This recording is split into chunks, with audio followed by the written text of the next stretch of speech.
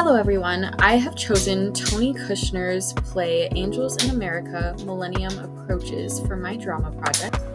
A 2024 article from Loveland Studies in Modern Languages and Literature explains how in 1991, when this play was written, the AIDS epidemic was hitting its peak in America. It was incredibly devastating to the gay community, and not many gay people at the time could say that they did not know anyone who had died of AIDS.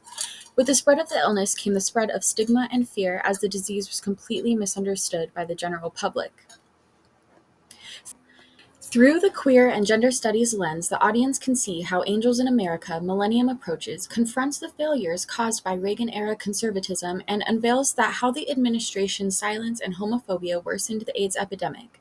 The power this play holds in its portrayal of AIDS as not only a horrific health crisis, but a deeper national crisis of political and cultural identity challenges Kushner's audience to confront our nation's deep ties between sexuality, power, and national identity. So let's get into the historical backdrop a little bit. The University of California Press explains in an article titled AIDS, The Burdens of History uncovers how the previous administration led by Ronald Reagan, who was president when the CDC reported the first cases of AIDS in 1981, has been widely criticized for their lack of direct action, which likely worsened the spread of misinformation throughout the general public and led to preventable deaths.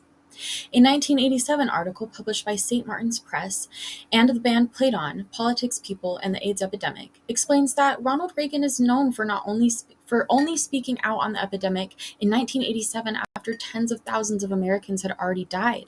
Deborah Gold, in her article titled Moving Politics, Emotion, and ACT UP's Fight Against AIDS, published to the University of Chicago Press, talks about the activist groups like ACT UP and Gay Men's Health Crisis, who argued that more federal funding was needed to be allocated for AIDS research and treatment as AIDS deaths continued to rise. So now that we've laid kind of the foundations of the politics and the health crisis that was going on in America at the time, let's get into just a quick summary of the play. In Act 1 of Angels in America Millennium Approaches, Tony Kushner introduces us to Roy Cohn in Scene 2, a famous and powerful lawyer who is a closeted queer man who offers Joe Pitt a job in Washington, D.C., working under the Reagan administration. We quickly learn that Joe Pitt, the Mormon lawyer, is also closeted. In Scene 3, Louis Ironson and Pryor Walter come into the picture as an openly gay couple. Pryor has AIDS and displays his first legion to Lewis, who begins to question how much he is able and willing to take on in caring for Pryor. In scenes 4 and 5, we then meet Harper Pitt, Joe's wife, who is suspicious that Joe is gay, and Harper struggles with prescription drug use and hallucinations as a result of the breakdown of her marriage. During the first scene of Act 2, Pryor's condition worsens, and Lewis is overwhelmed by fear and guilt. Harper and Pryor find each other in a prophetic vision where they share a hallucination during the third scene. And in Scene 4, Roy visits his doctor, who informs him that he has AIDS. Roy is up in arms and ferociously denies that he is homosexual and insists that he must have liver cancer. Lewis is criticized by someone he confides in that he feels he cannot stay to take care of Pryor. Belize points out the hypocrisy in his values in Scene 5. And during the seventh scene, Pryor's visions become more intense, and he believes that he will soon be visited by an angel. In Act 3, Lewis has abandoned Pryor in his time of need and begins seeing Joe Pitt in Scene 1. In Scene 2, Pryor runs into and confides in Belize, who offers him solidarity. And in Scene 3, Roy's illness progresses. Harper confronts Joe again in Scene 4, who finally admits his attraction to men, but struggles with what that means for his religious and political beliefs. During Scene 5, Harper's mental health deteriorates as she distances herself from her husband Joe, and Pryor has his most powerful vision yet, where the angel visits him and declares that he is a prophet who must stop change. Pryor states that the world only spins forward. Finally, the play ends on Scene 7, with Pryor insisting on surviving AIDS, leaving the audience with the line, "The great work begins." I will now take some time to analyze some character case studies from the play. The 2024 article published by Loveland Studies in Modern Languages and Literature mentioned earlier explains how Pryor Walter is one of the main characters in Angels in America Millennium Approaches.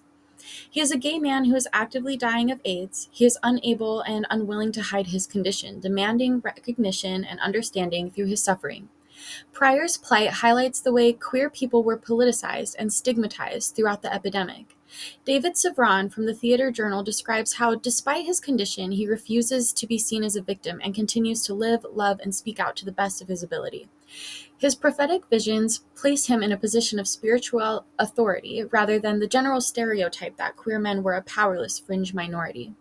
His role as a prophet visited by angels challenges the traditional conservative associations of holiness and heterosexuality. It is through Pryor's experiences that reframes AIDS as a cultural turning point when the queer community demanded recognition and transformation and challenges heteronormative social structures. Next, we'll move on to Lewis Ironson, Pryor's partner, who finds himself unable to face the reality of Pryor's deteriorating condition. He is taken over by fear when confronted with Pryor's lesions and weakness, which Anna Bendrat states is representative of the widespread cultural panic and stigma surrounding AIDS during the 1980s. Sevran argues that Lewis shows the audience how stigma surrounding AIDS was able to tear apart queer relationships. He struggles with the responsibility of becoming a caretaker and is unable to take on the traditionally male, strong protector gender role. In Pryor's moment of need, this goes to show how gender roles are performative and often crumble under pressure. Lewis's decision to abandon Pryor as he lay dying of AIDS was not only personal but political. Bendrat reminds us that many queer relationships of the time fell apart under the fear and stigma of AIDS and the burden caregiving can present. He often comes across as hypocritical when he openly critiques Reagan-era conservatism, but can't step up to the plate for his own partner, according to Sevran. Next, we have Harper Pitt, who finds herself stuck in an unhappy marriage with the closeted gay Mormon lawyer, Joe Pitt. Through her relationship with Joe, she becomes very isolated while her needs and desires are brushed under the rug. Harper represents Adrian Rich's concept of compulsory heterosexuality, which he coined in a publication titled Compulsory Heterosexuality and Lesbian Experience, a gender studies perspective that points out how women are often forced into roles that they don't have a choice in. Sevran's 1995 article in Theater Journal analyzes how Harper experiences the same type of hallucinations that Pryor did, but while his are seen as prophetic, hers are written off as madness or mental illness.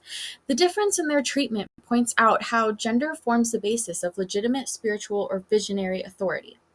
In the way that her suffering is directly linked to Joe's closeted identity, she also represents how queer denial not only harms the queer individual themselves, but also destabilizes their heterosexual partners. Pryor's fluidity aligns with queer theory's criticism of fixed identity categories, as he resists tight-knit definitions of gender, sexuality, and sacredness. Kushner uses Harper to show how women were also victims of Reagan-era conservatism, as he shows her struggle with her identity as a Mormon housewife who becomes addicted to Valium and fantasies of escape.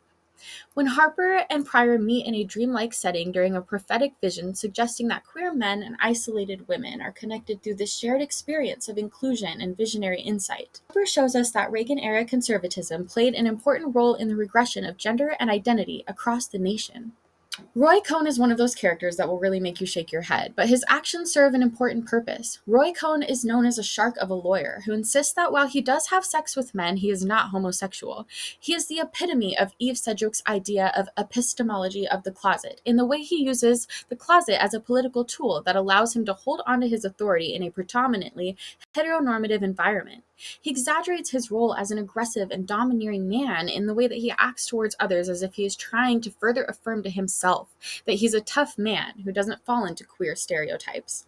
This aligns with Judith Butler's theory of gender performativity, which she describes in her work titled Feminism and the Subversion of Identity, that gender as a construct created through repeated acts rather than fixed essence. He contracts AIDS, he insists that he has liver cancer instead because he believed only queer people could get AIDS and he was still denying his identity as a queer man. A major contrast to Pryor Walter, who goes on to represent resilience through his suffering and refuses to hide what is happening to him. Roy Cohn shows the audience that queer identity can be repressed and weaponized, critiquing how the closet can allow oppressive politics to reign over queer individuals. So let's take a second to go over some of the themes that can be found throughout this play. So, one theme we can talk about is illness and identity, where Bandrat examines how AIDS made the suffering of queer people undeniable, represented through lesions, weakness, and hospitalization. This is shown in the way that Prior Walter's illness forces recognition of queer suffering, turning his body into a symbol of stigma and resilience. In the 1980s, part of the stigma surrounding AIDS was the belief that if someone became noticeably sick, they must be queer, creating an unbreakable link between illness and identity. David Sevran's essay analyzes how this leads to Roy insisting he has liver cancer instead of AIDS. If he acknowledges that he has AIDS, he would have to acknowledge that he is queer. Whereas Pryor's diagnosis leads him to become a figure of resilience and spiritual significance. His identity didn't make him weak, it allowed him to transform suffering into authority. Or the way that Harper's hallucinations were seen as madness, while Pryor's were considered prophetic, is an example of how one's gender might decide the legitimacy of one's illness. The AIDS epidemic created a national identity crisis where concerns grew for America's moral decay and who really counts as an American. Next up in themes, we have angels and visions. The angels described in Kushner's play are described with both masculine and feminine characteristics, a representation of Judith Butler's concept on gender performativity. This also implies a connection between divinity and queer identity, according to Sevran. Prophetic visions that come to Pryor during his hardest times transform him from patient to prophet. Sevran goes on to point out that when Harper and Pryor meet in the same prophetic realm, their plight as a marginalized woman suffering in the heteronormative ideals she was molded to fit and a queer man stigmatized by AIDS are intertwined. By creating a character who reaches divine prophecy, Kushner questions the exclusion of queer people from religious culture. It represents resistance and truth. Next up, we have national identity and queerness. Sevran also argues how Tony Kushner's play makes the point that queer identity is central to America's story. Reagan-era conservatism praised family values and heteronormativity as the foundation of American identity. The Reagan administration's silence during the epidemic makes it clear that queer people were not a part of his vision of America. Queer people became political symbols in stigma, fear, and activism as a result of the AIDS crisis. Sedgwick's concept of the closet was wielded as a tool to maintain national myths of strength and purity. Kushner's work blurs the line between pure, unpure, male, female roles, straight, queer stereotypes. He does this by portraying angels with no firm gender, as well as through Pryor's refusal to cooperate with the angel's command, Lewis's abandonment of Pryor, and Roy's denial of his own sexual identity. Next, we have performativity. Looking closer at Judith Butler's idea that gender and identity are not innate but performed through repeated acts, we can see that Kushner uses this concept in his play to show the cracks in the foundation of these constructions. Lewis's masculine facade cracks when he finds himself unable to take on the role of Pryor's caretaker. Roy's denial of his own sexuality, paired with his performative masculinity and domineering attitude, shows how his identity is enacted through repeated acts. Sedgwick's epistemology of the closet explores the idea that disclosure and denial are both performances. This can be seen in Roy when he denies his homosexuality in order to maintain his reputation and political affiliation.